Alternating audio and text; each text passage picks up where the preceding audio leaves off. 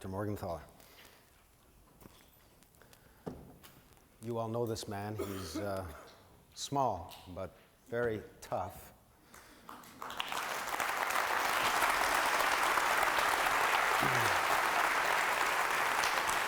And he never gives up.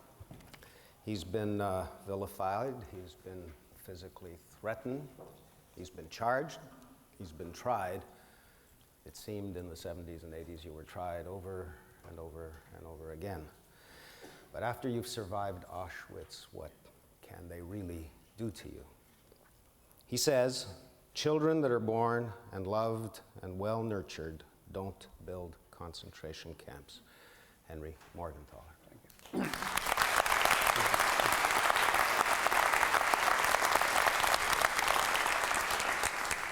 Well, I'm going to try to tell you in 20 minutes some of my story. I was born 79 years ago in Lodz, Poland. My parents had become socialists. They gave away the Jewish religion. Consequently, I wasn't brought up, inculcated into any religious denomination. Basically, the philosophy of the family was socialism, social justice. I was brought up with the ideal of the sisterhood and brotherhood of all people, regardless of origin, and with the idea that a good society should be built for everybody. During the war,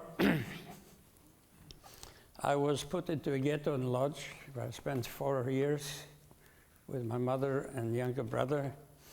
My father was a leader of the Jewish Socialist Party, Bund. He was arrested by the Gestapo and disappeared, probably executed.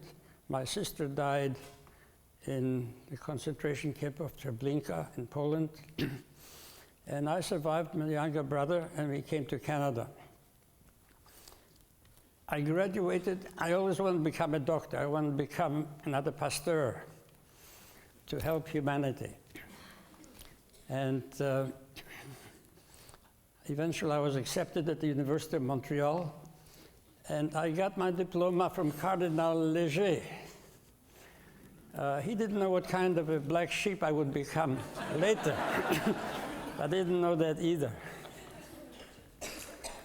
I had a medical practice in Montreal, and on occasion I would come across the problem of abortion, but I knew I couldn't do anything about it. It was illegal, and I could go to jail for the rest of my life. And at that time, there were whole departments and floors in hospitals where women were suffering as a result of self-induced or illegal abortion. It was a real epidemic, not just there, but across the world. Abortion was illegal and considered criminal. You could go to jail for the rest of your life if you did one. I became a member of the Humanist Fellowship of Montreal in 1963. There was a group consisting of atheists, agnostics, rationalists, free thinkers, and devoted to a philosophy of life, which in the words of Bertrand Russell said, the good life is based on love and reason. And that was right up my alley. I liked that group. I became its president a year later. And I decided, what do we do with our high ideals to bring them into practice? So I went on radio and television. I didn't do that before, but it was gratifying to do that. And then what do we do? What kind of issue do we take where we can make a difference? And the issue of abortion came up. As a doctor and someone who was interested in that, I prepared a brief to the House of Commons, which I presented.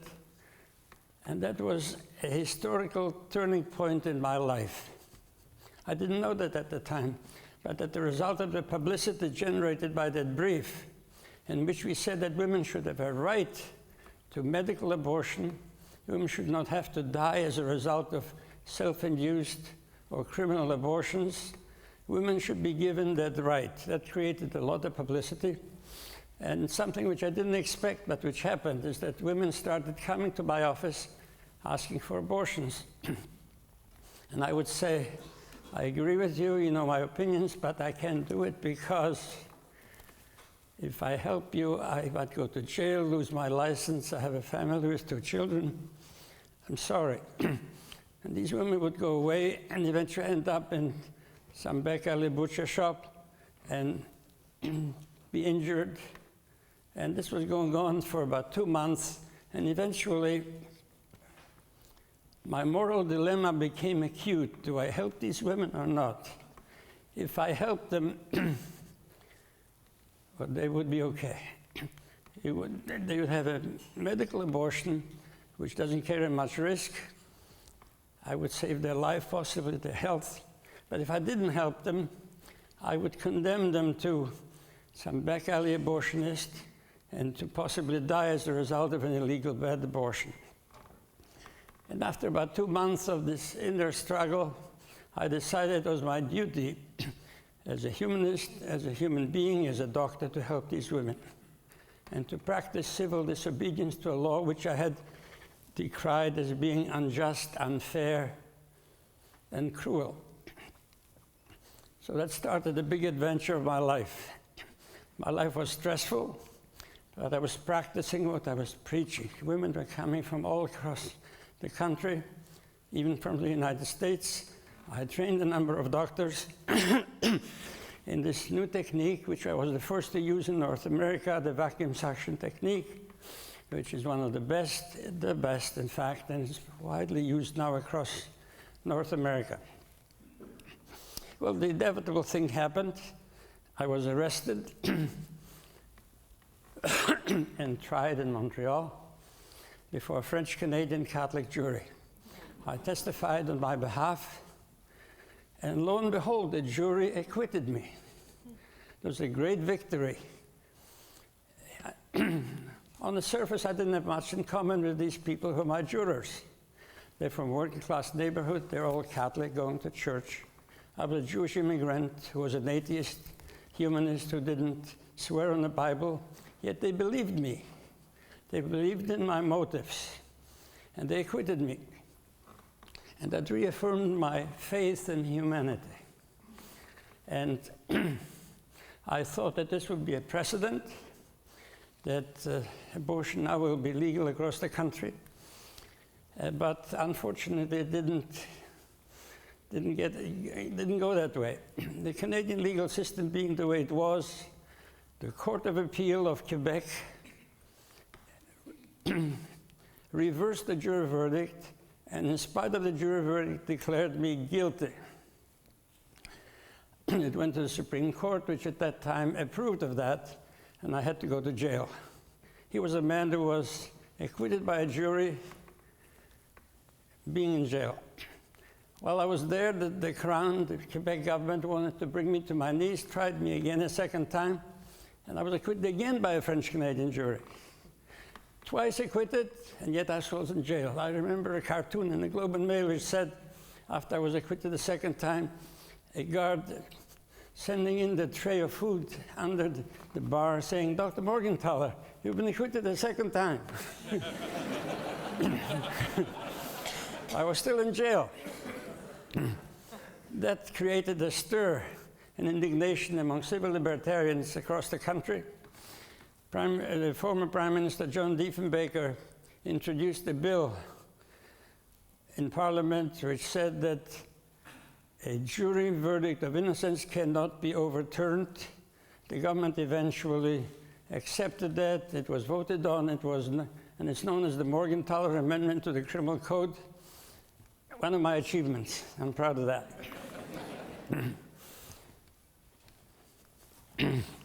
After 3 jury acquittals in Montreal, Quebec became one province where abortion had become available. There was a promise by the Attorney General of the province that no doctors would be prosecuted. Quebec became the only place where doctors could practice abortion with the knowledge that they will not be prosecuted. But in the rest of the country, it got worse. The anti-choice people, mainly recruited among religious fundamentalists who were opposed to abortion as a right of women packed the hospital committees, and eventually hospital after hospital stopped providing abortion services. And I had decided then that what I had achieved for Quebec, I was going to do for the rest of the country. I opened clinics in Toronto and Winnipeg, and it was tried. Eventually, the Toronto clinic, on appeal to the Supreme Court, the decision of the Supreme Court eventually came down on 28th of January 1988, which declared that the law under which I had been tried 4 times was unconstitutional. That was a great victory and a watershed in Canadian jurisprudence. The Supreme Court decision meant, first of all, symbolically, that women had dignity, they had the right to make decisions for themselves in intimate matters such as procreation, delivery, whether yes or no a pregnancy will go to term.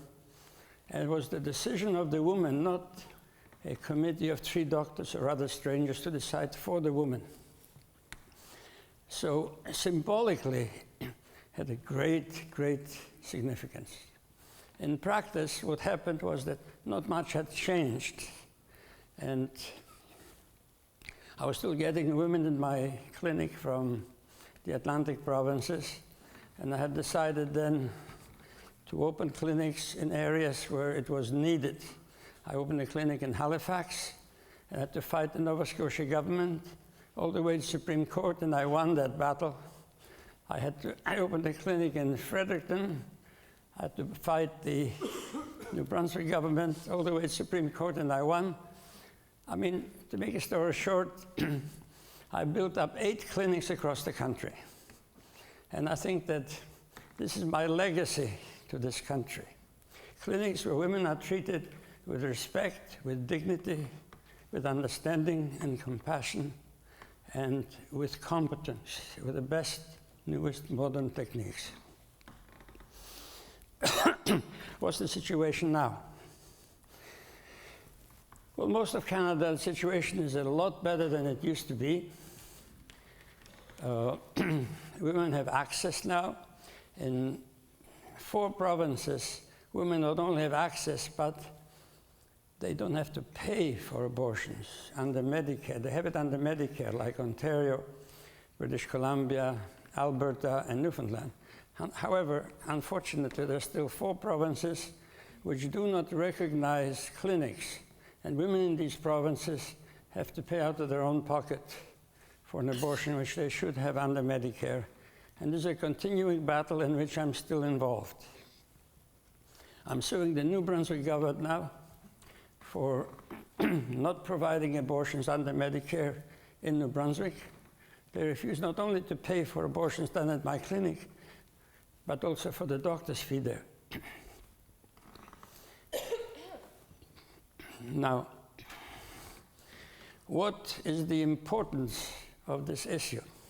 I think it's of enormous importance to women, to children, and to society. I think the right to have a medical, safe abortion for a woman is a fundamental right, and nobody should be able to take that right away. What happens basically is that, why do women have abortions? Usually it is because all kinds of reasons are given. I'm too young, I'm too old, my relationship is not as it should be, or is broken up. Underlying all these is the knowledge by the woman that at this point in her life she's unable to provide love and care to a baby. So this is a moral and ethical decision. Now we know that children who are brought up in families where they receive love and attention and care usually grew up to be caring, responsible individuals, good members of society. We also know that children that are abused or neglected or brutalized grow up with a rage in their hearts, with difficulties in adjustment to society and to themselves, and eventually become either psychotic or neurotic or criminals in society. So the fact that couples nowadays in Canada and the United States have a chance and the possibility of bringing children into the world at a time when they can provide love and affection and a good home made an enormous difference to many, many people in this country and in the United States, in all countries where abortion is legal. Motherhood by choice is a wonderful thing. Motherhood should not be imposed on anyone. And so we made a lot of progress. Not only progress in the sense of well-being by individual couples and children who are more likely to get love and affection, but for society as well. A few years ago, statistics started coming out saying that the crime rate has started decreasing. And this has been a trend since about 1991. And I made a connection about a few years after this came out that it must have something to do with the fact that abortion is available. There are fewer young people, young men usually commit most of the crimes, that have accumulated that rage in their heart because they are unwanted or brutalized or neglected. And this idea was scoffed at and laughed at by criminologists because I think they lacked imagination. Because it takes 18 years for a brutalized child to become a brutal, sadistic murderer or a rapist. But I think about a few years ago, this study was corroborated by a study by two American professors who brought statistical evidence to support that idea. Now, I don't know how much time I have, but anyway, I'll wrap it up. Okay. Some people ask me occasionally, Dr. Morgentaler, why do you subject yourself to a life of stress for so many years? What is it? And why do you persist? And the answer to that is that I'm a survivor of the Holocaust. I could have been a piece of dust 55 years ago. I survived, I have my faculties, and I think it's my duty and obligation to do whatever I can to promote a better society. I don't see any better way of promoting a better society than to make sure that children who are born are loved and cherished. To give the means to parents, women, and couples to be able to plan their pregnancies and their childhood-bearing years at a time when they really can provide a home and love and affection. And as I said before, children that are loved usually do not build concentration camps, they do not rape, and they do not murder. So in a sense, by providing that ability for women to have that, we build a better society. And if I can contribute to that, well, it gives me great satisfaction to be able to do that. To have a society which will replace hate by love, conflict with cooperation. I think this is a very worthwhile goal. And while, of course, my life had been stressful, and like my family occasionally had been stressful, which I, of course, regret. I couldn't do anything much about that, because I was so dedicated to this idea. And daily, I can still personally provide help to women, which gives me also a great deal of satisfaction. And I feel that as long as my faculties are there, and I can work as a medical doctor, and can I promote this cause, I think I should be doing that. Thank you very much.